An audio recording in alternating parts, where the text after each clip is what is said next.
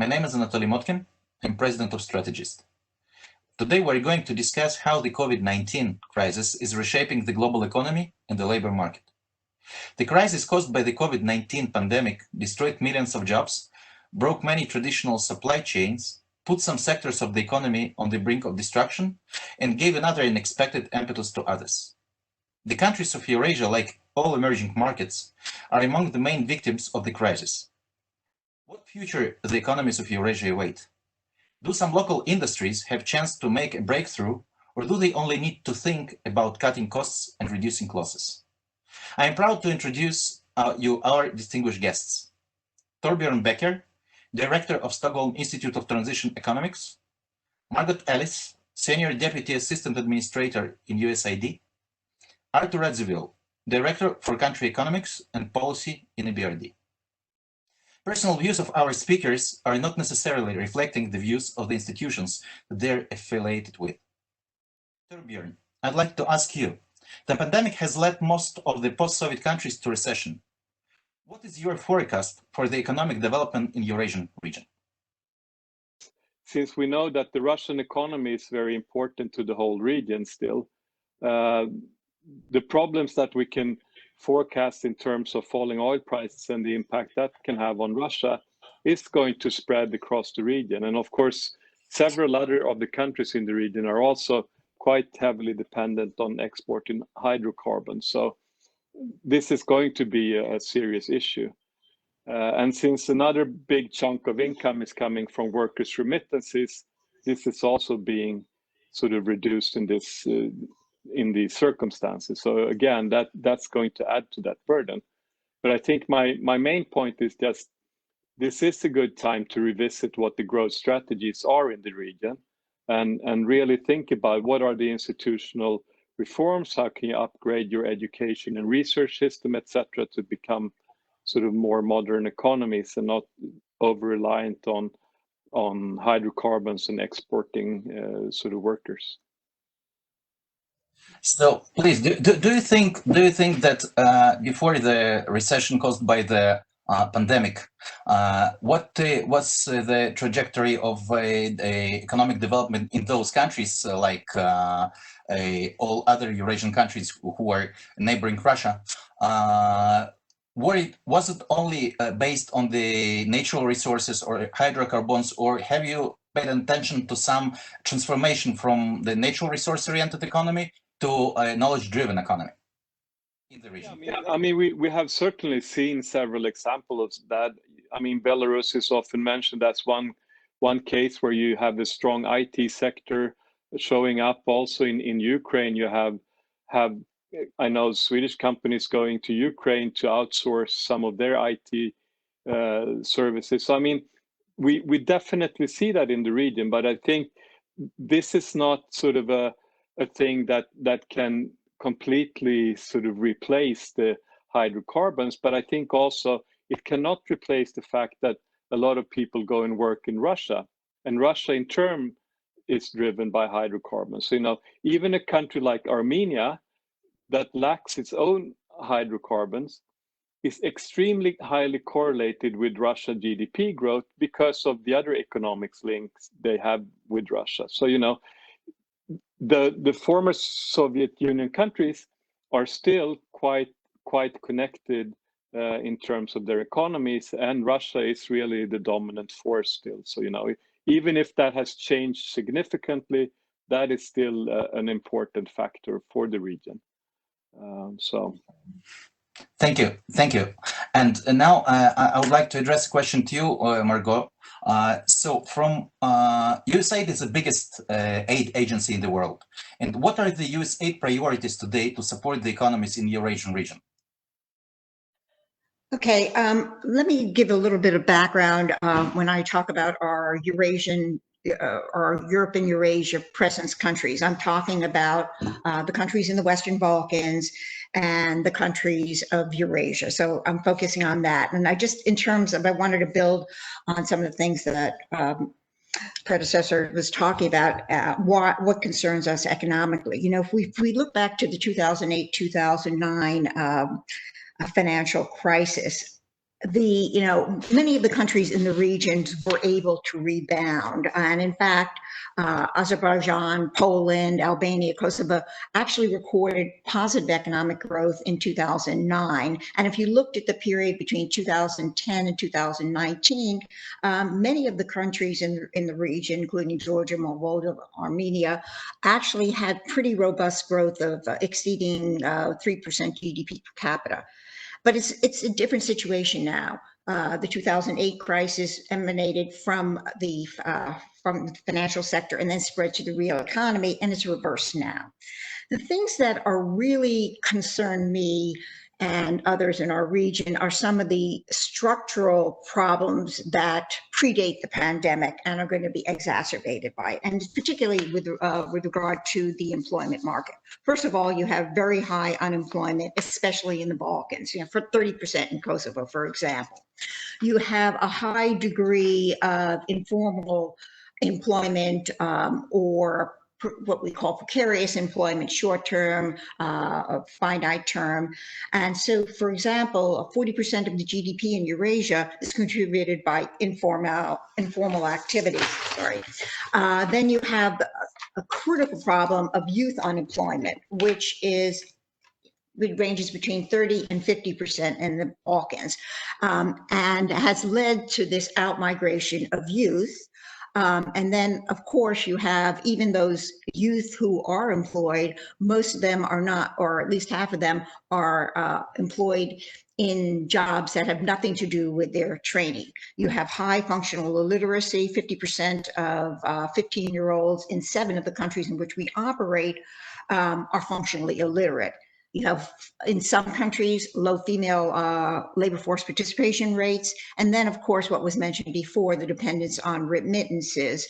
So what's happening now? All of a sudden, you have hundreds of thousands of workers who are working in Russia or elsewhere throughout the European Union are returning home. And that strains government resources.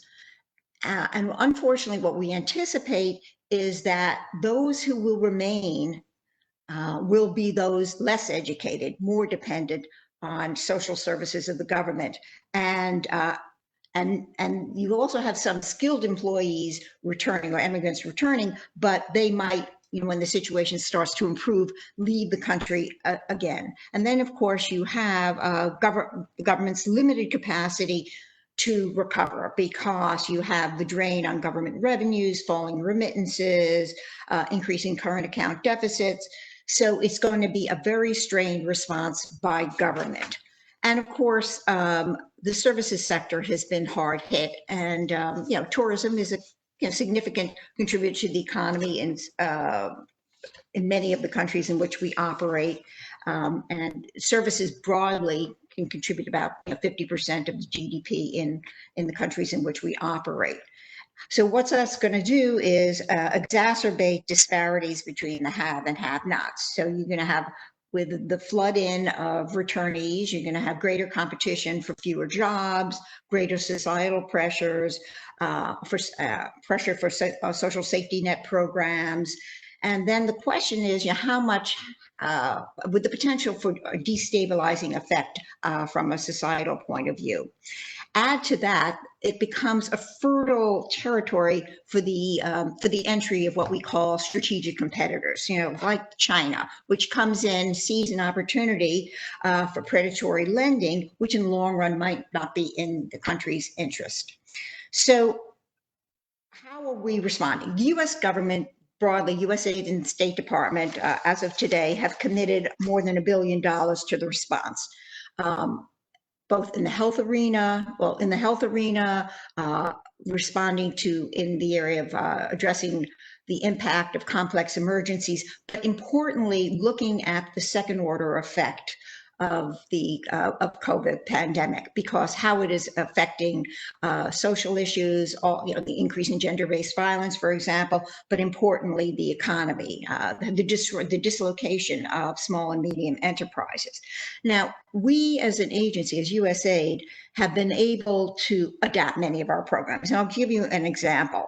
And I think it's because we've been somewhat creative, but I've been amazed how quickly we've been able to adapt the delivery platforms. So for example, we have partnered with the Organized Crime and Corruption Reporting Network. And now they've launched a new program called Crime, Corruption, and Coronavirus, which is reporting on the crackdowns on press freedom under the guise of protecting citizens. But also there have been stories about price fixing among ventilator manufacturers and distortions in the distribution of medical supplies due to oligarchic influence. We have a program, a workforce development program in Kosovo, which fortunately, because of the platform, has been able to continue and to be able to reach 350,000 students to be able to continue their education. What we've done is accelerate, especially in our ag programs, like in Moldova, in Bosnia, in Georgia, and trying to use mobile phone and successfully using mobile phone technologies and online platforms to continue the technical work that we've been providing. So for example, providing training on the use of pergola trellising systems for the production of table grapes, or dissemination of best practice in the production of raspberries on pruning techniques, fertilizer, and also what some of the producers of vegetables and processed foods, pushing them to use online platforms so that they can get their products to market. So we've been able to do this in terms of our existing programs. I think the challenge for us is looking beyond the 6-month horizon, is looking for new opportunities in the crisis. Okay, how do we integrate the returning migrants who return into the labor force?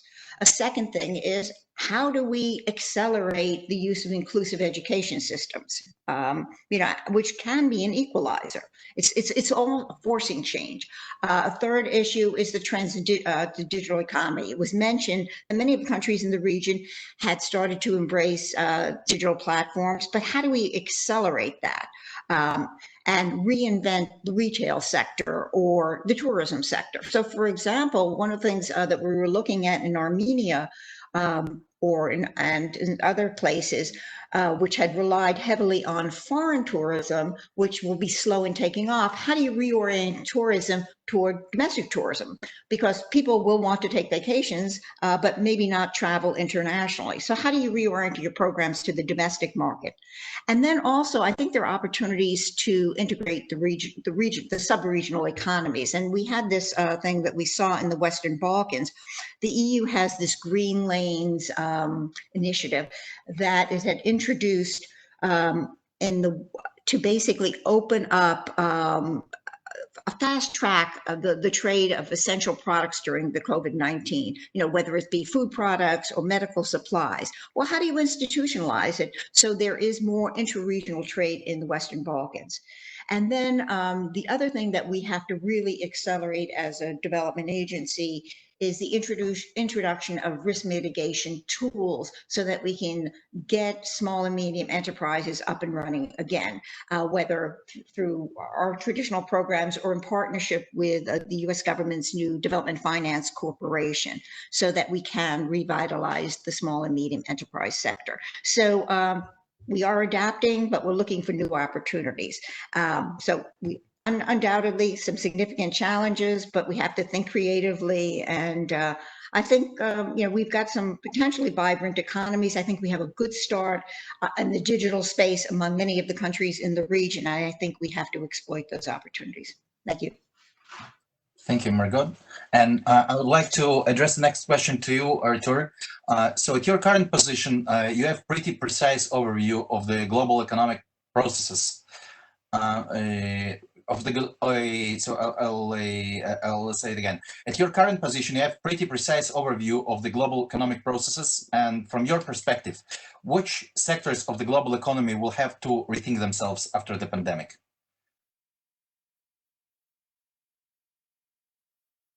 Thank you very much, Anatoly, for this question, difficult question, and thank you for having us here. Before I speak about sectors, let me just say a few words about the region. So we just released our new economic projections for the EBRD regions of operations that include Eurasia.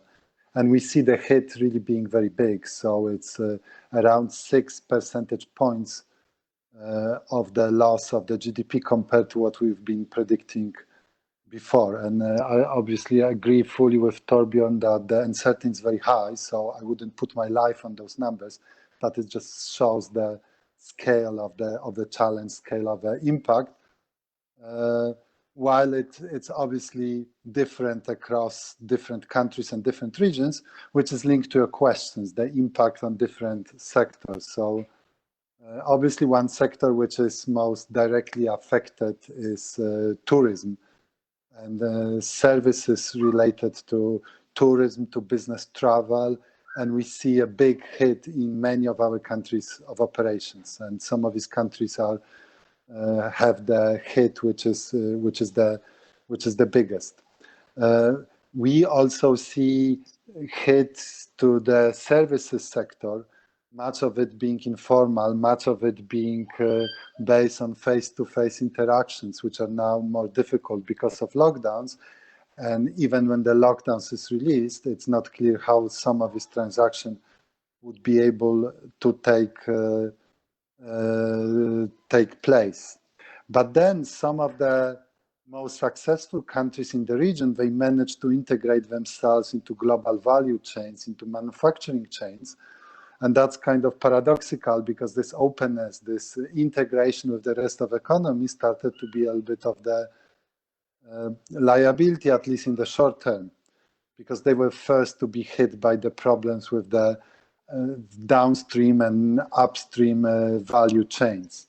But I think that at the end of the day, that would be the strength of those economies, not least because if we see any silver lining in the crisis is that many companies, in particular in Europe, many governments in Europe are thinking about shortening the supply chains, paying more attention to the security of supplies. And we see it as an opportunity for some of our regions with the very rich human capital endowment, which is not fully used, as Margot was talking about high unemployment, in particular among youth in Western Balkans. We see it as one of the regions which is now badly hit, but actually can benefit from this changing patterns of the global supply chains going forward. So that's maybe one kind of point how this sectoral aspect of the crisis might have the regional dimensions.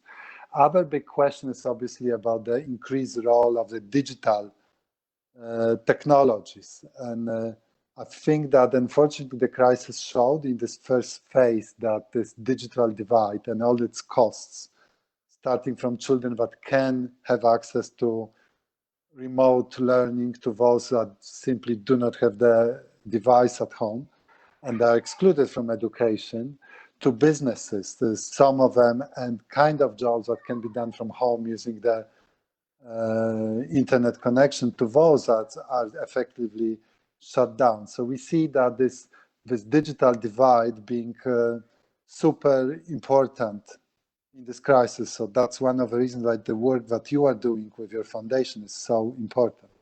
But I also see the opportunity going forward because in this new world, maybe geography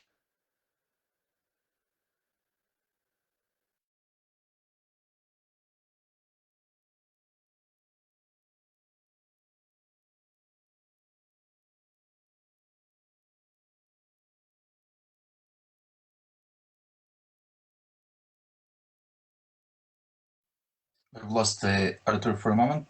I think we'll get him in a minute.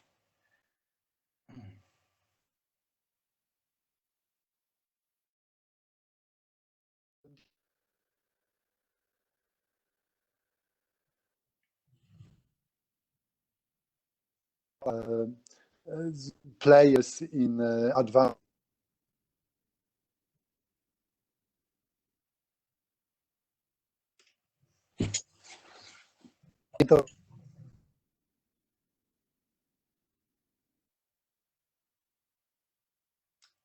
Okay, so I propose maybe to, for a moment, we'll wait till Artur will get back, and I'll ask. Yes, please.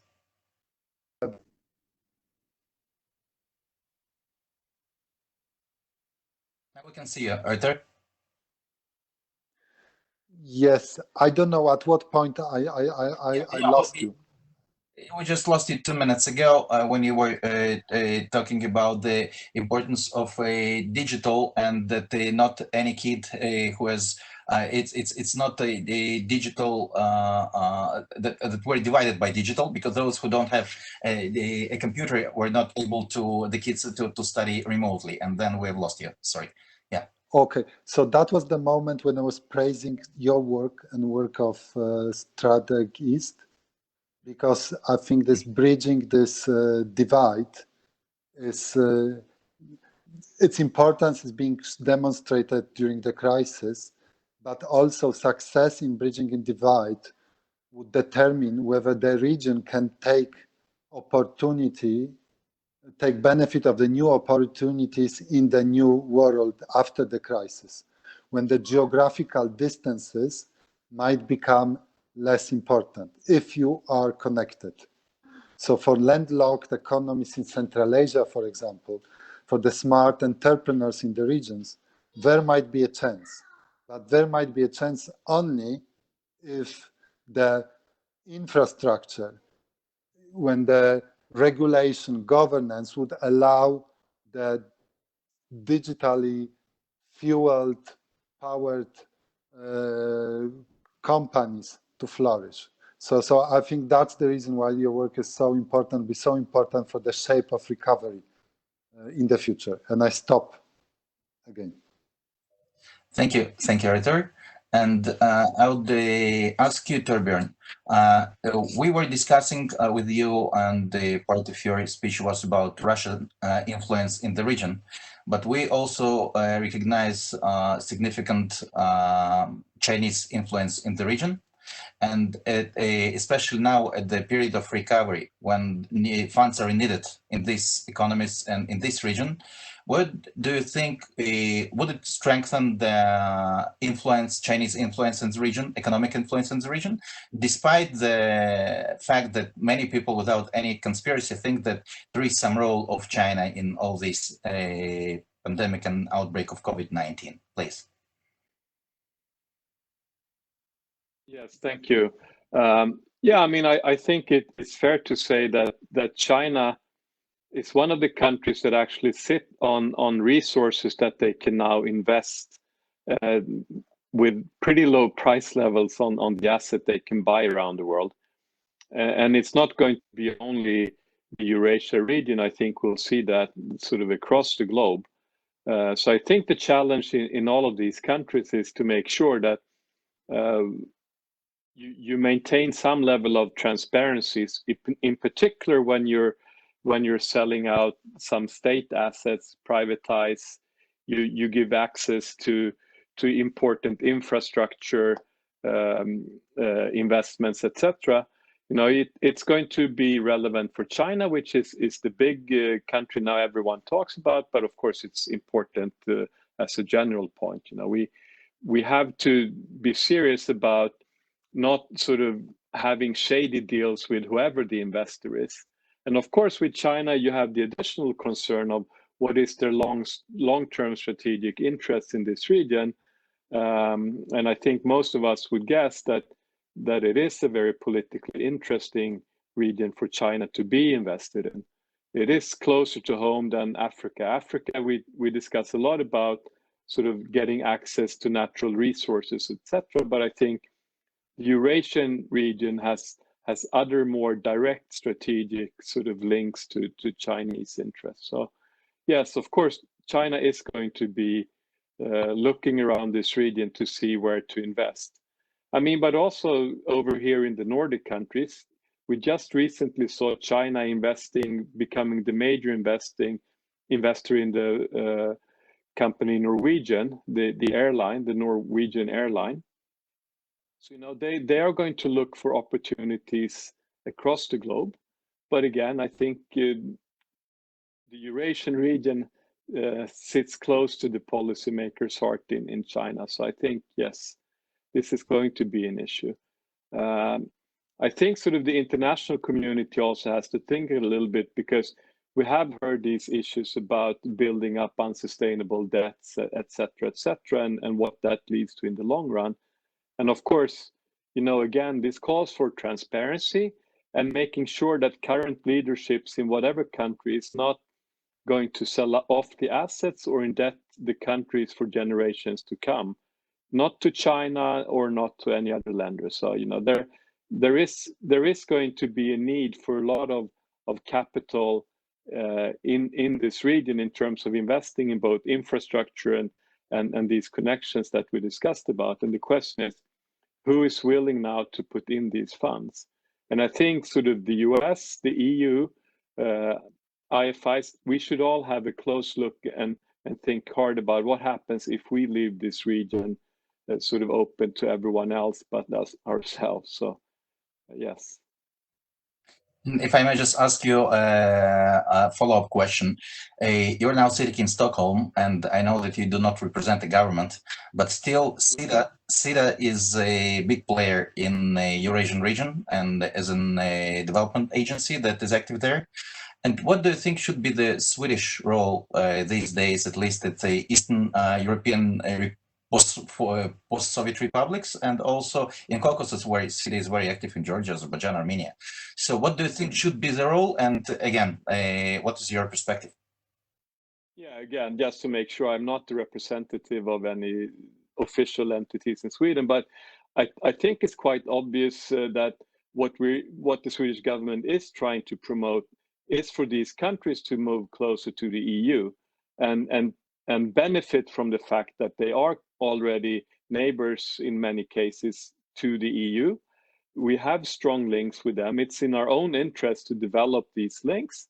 And I think it's to the benefit of the people in this region to get access to EU, both in terms of markets and to education opportunities. I mean, the institutes that I'm heading in Stockholm, we have created a network of sister institutes in this region exactly to promote the exchange of ideas, research, policymaking, education. So, I mean, I think this is a very sensible strategy. Creating sort of good, prosperous neighbors is in the interest of all of us. And of course, we want them to share some sort of value base that we are thinking is important, like democracy, gender equality, taking care of the environment, etc., etc. And I think this is quite a sensible strategy that the Swedish government is employing in this region. Thank you. And if I'm not wrong, you are on the board of the Kiev School of Economics, right? Yes, absolutely. Yes. Yeah. Thank you. So, Margot, I have a question for you. We've been discussing here China, and it's a big elephant in the room that we don't have any option opportunity not to discuss. And we understand that today there is a huge opportunity to assist to Eurasian countries to become what was Artur talking about, to take the supply chain closer to EU borders. It means that even in terms of salary, today the average salary in Ukraine, for example, is not much higher, if at all, than the average salary for producer in production in China. So maybe it's worth to think in terms of people in that region prefer to talk in terms of new Marshall Plan, but about some encouraging European producers, maybe to some degree American and US producers, to relocate their production from China to those post-Soviet republics, for example, textile to Georgia, some machinery maybe to Ukraine and others. So what are the plans, and what do you think about all this? Okay, it's hard for me to speak on the part of industry, but let me just take a step backwards because when you started to talk about China, and even before the COVID pandemic, we have plans for a program to help with, we'll use the term investment screening, but the idea is to work with countries in the region so that they have the capacity to make smart decisions as to who's investing. It's ultimately up to the countries, it's not the United States decision, but right now, some of the countries in the region don't necessarily have the capacity in place to discern or to do the proper financial and legal due diligence on potential investments. So we want to help them develop the appropriate legislative and regulatory framework for inward investments, because you don't want to be selling strategic assets, and then to help develop the capacity at the national level for them to be able to screen investments, so that they understand that there might be a predatory clause in a potential contract, whether it's from China or somewhere else, and then they can make a smart decision as to inward investments. I also, we're looking at broadly at the influence of China beyond just investment screening or making sure that there are sustainable investments. Provide programming in the cybersecurity space, and do more on the investigative journalism space. We've done a lot in terms of exposing Kremlin influence in the region, but we've got to expand the aperture to include other actors and potential malign influence. I think we're trying to level the playing field in terms of investment so that U.S. private sector can enter these markets. I have no guarantee that they're going to come, but I think what's going to happen is the reason that U.S. companies might not have invested as robustly in the past is because they want a predictable laws and to create a good investment environment. So the work that we do in rule of law, in fighting corruption, installing anti-corruption entities and institutions, helps encourage U.S. companies to have the confidence that that a proposal that's made to them is the same proposal that's made to somebody else, and that they will be able to, if a U.S. company decides to invest in the region, that they will be able to remit dividends or to be able to pull out capital. I mean, I think basically all the investments that we make across the region in rule of law are confidence building measures and a necessary condition to attract U.S. investors into the region. Thank you, Margot. And a question to you, Artur. Before your current position, you've worked for the Polish government, and Poland today is the only developed economy in post-socialist bloc and not the developing economy. And what is the secret sauce? What could you, looking on Ukraine, looking on neighboring countries to Poland, what could be your advice? What are the right things to do to get developed exactly? Because they're jealous when they look on Poland. They want the same economy. But what are the right steps to be done to get to the same position where Poland is today? Thank you, Anatoly. Actually, it's not a difficult question because there's nothing secretive about it, and moreover, I think Margot already provided us with the sort of full recipe. So, getting basics right, really the business environment that is conducive to private sector investment, that's what EBRD is trying to promote in all the countries' operations, and this is linked to these fundamental issues of rule of law, economic freedoms, etc. But then there's also issues of capable administration, capacity to deliver, fighting corruption, and then introducing the smart regulation. So I don't think there's any secret about it. The little bit of a secret is how to get the political economy right. And I agree with both Margot and Torbjörn that the worst thing that can happen is for the advanced countries, Western countries, to leave this region behind, to create this vacuum that then can be filled in so many ways. And just if I can have my short advertisement break, that's definitely not what EBRD is. But EBRD is avoiding responsibility here. I mean, in many of those countries, we are the single largest investor in the private sector, trying to bring respectable investors with us, introducing the highest standards, social, environmental, procurement, etc. etc. And in the context of the crisis, we made the strategic decision that we will tweak all of our operations so that they are relevant to addressing heads-on the challenges sort of exacerbated by the crisis. So with our total volume of investment in those countries, which are about 10 billion a year, we are prepared to spend this money to ensure that that the recovery is as strong and as healthy as possible. And obviously it is possible for us to even dream to achieve this goal when we work together with others. So we work very closely with USAID, we work very closely with SIDA, and obviously with all other IFIs and DFIs to combine our own financial muscle with the private sector, which has really like almost infinite amount of savings available potentially for investment, with the right set of policies that have to be pushed for by international community.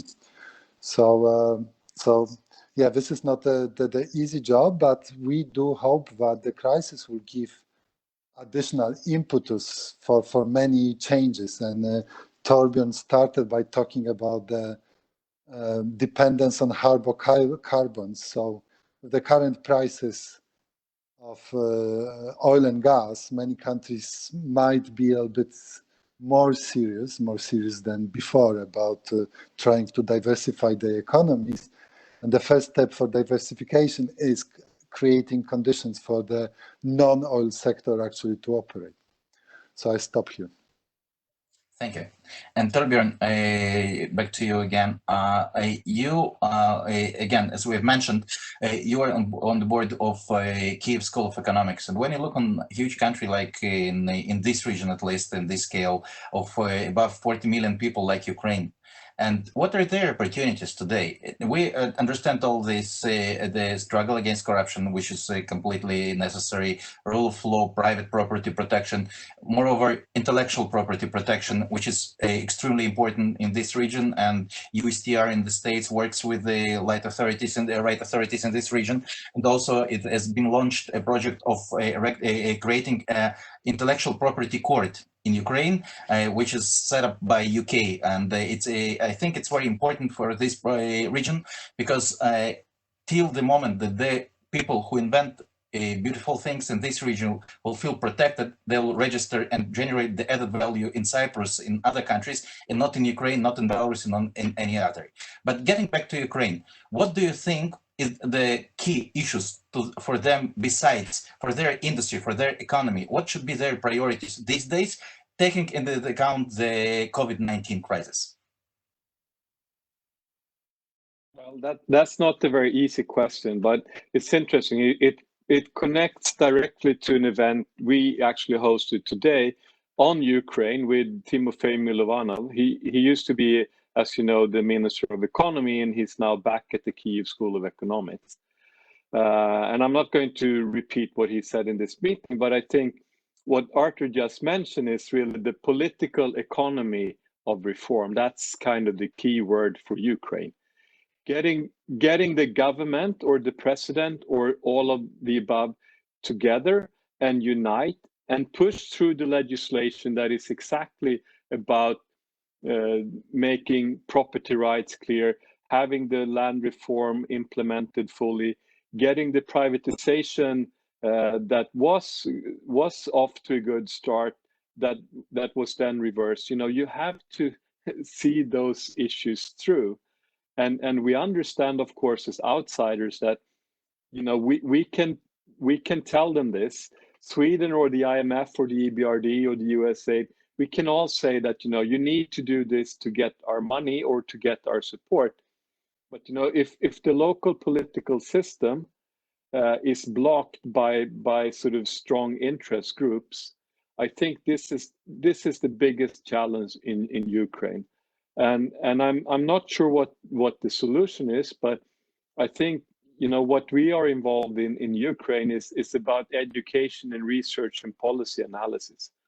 And I think sort of educating a larger share of the Ukrainian economy, not necessarily to become economists or businessmen, but at least being able to understand what are the policy proposals that are being suggested by different groups. And then hopefully the democratic system will at some stage deliver the politicians in Ukraine that will actually push through these reforms. So I mean, it's not an easy process, but I think again and again, Ukraine has showed that it's all about politics, and there's no easy solution for outsiders in that game. It has to really be done by Ukrainians at this stage, I think.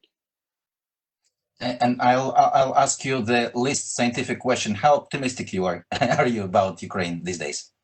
No, but I'm optimistic in the sense that we have seen major changes in Ukraine. I think sort of the Dignity Revolution showed us that Ukrainians could come together and work for something important together.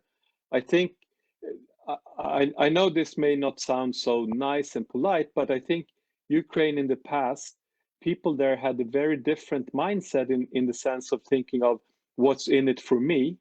And I think after Maidan, people were more thinking, how can we do this together and reform society? And I think we saw some political changes coming out of that. And I'm kind of hoping that civil society and the good democratic forces will keep this momentum going into the future. I think we will have some bumps on the road, but I think it's set in motion something that is quite positive for Ukraine. Thank you, Torbjörn. And Margot, I would like to ask you, we've been discussing macroeconomic and visionary issues, but if we'll get to any country, it's based on SMEs, on small and medium enterprises. And I would like to ask you, how do you, as a development agency, what are your programs for developing the SMEs in the Eurasian region? And I still think, again, I think that we both share that it's important, but what interests our audience is what are the specific steps? I think, we have economic growth programs targeting small and medium enterprises in all the countries, even before the COVID pandemic. And what we're going to do is double down on those programs. I mean, what we need is the perennial need of small and medium enterprises is access to capital. So clearly we have to be much more creative because access to the traditional capital markets after COVID much more limited. And that's why I mentioned earlier, these introduction and expanded use of risk mitigation tools will be imperative to get to ensure that a large cohort of these small and medium enterprises can emerge from the crisis.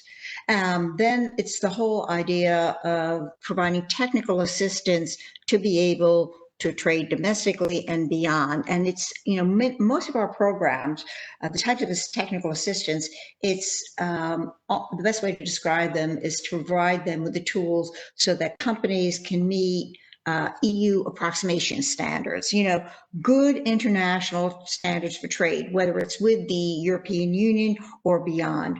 So so we work with companies at the firm level. We also work with business associations. We work at the regional level and national level so that companies can conform to international best practice. If you're in the agricultural sector, for example, you can produce wheat or maize at low margins.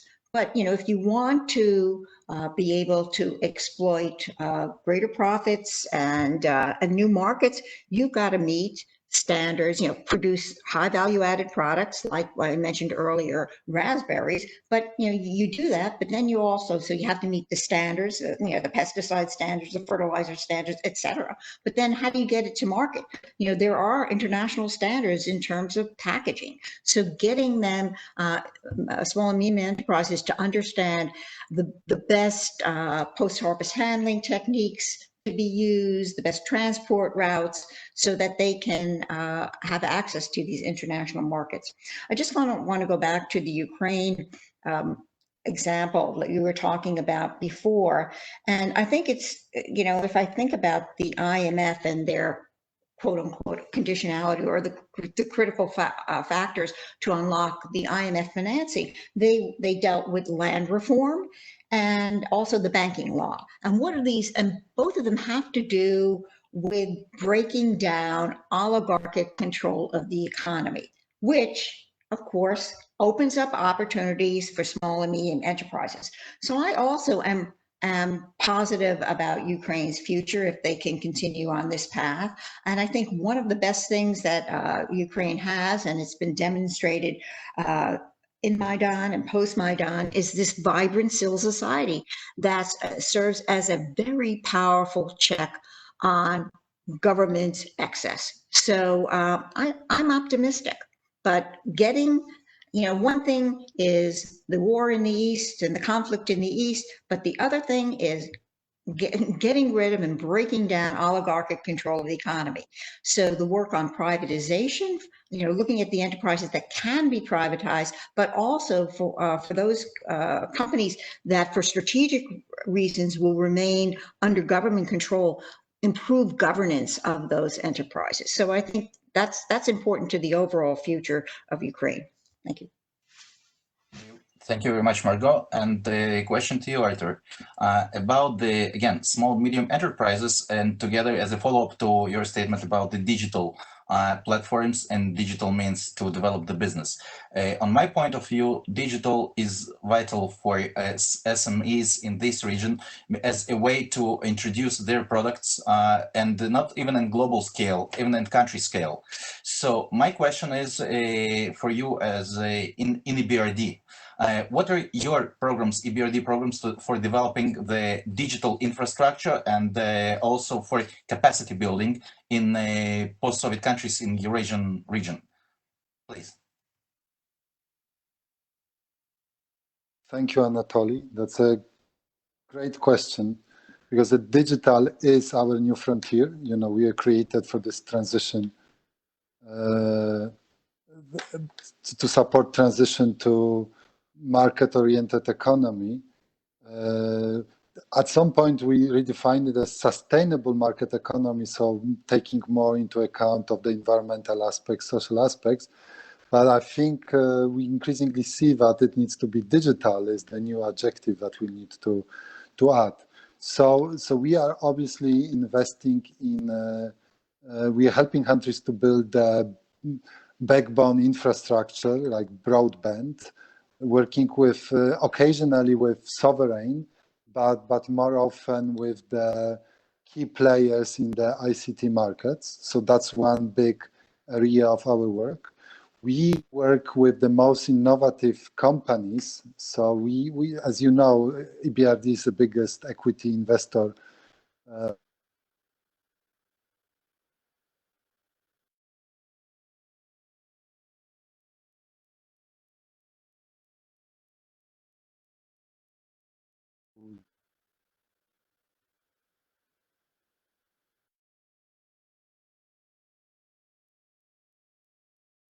this election, but also we have to compete in the domestic and in particular international market. So we support really thousands of SMEs, not only through financing, which we usually do through commercial banks, but also with advice. And one of our reactions to the crisis was to put much more focus on the digital element, which was always there, but is now becoming far more central to what we do.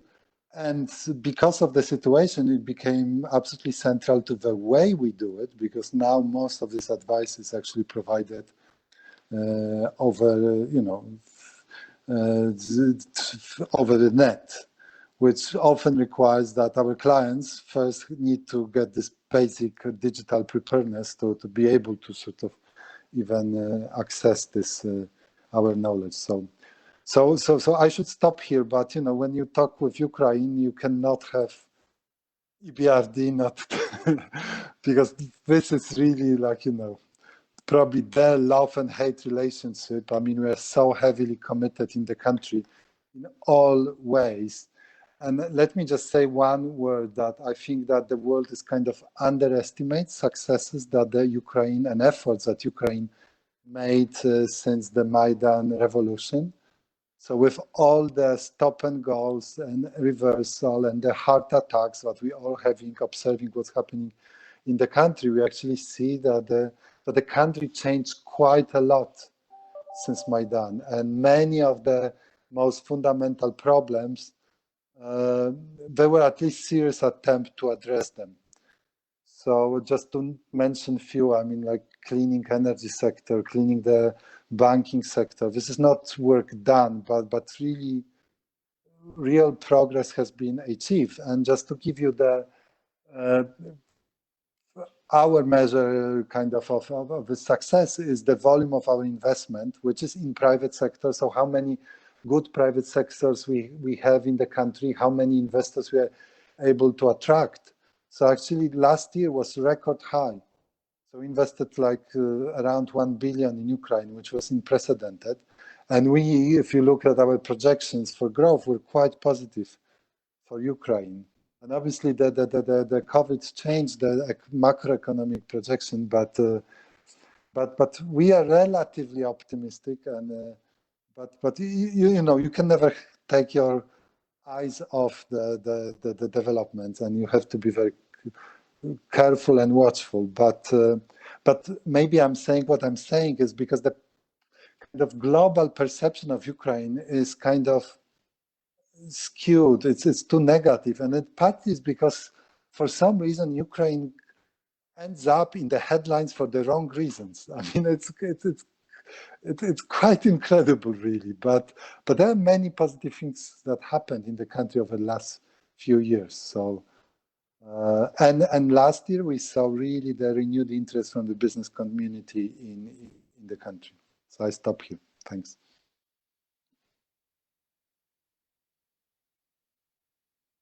For this session, and it was extremely interesting session, and I hope that our audience has enjoyed as me. Thank you.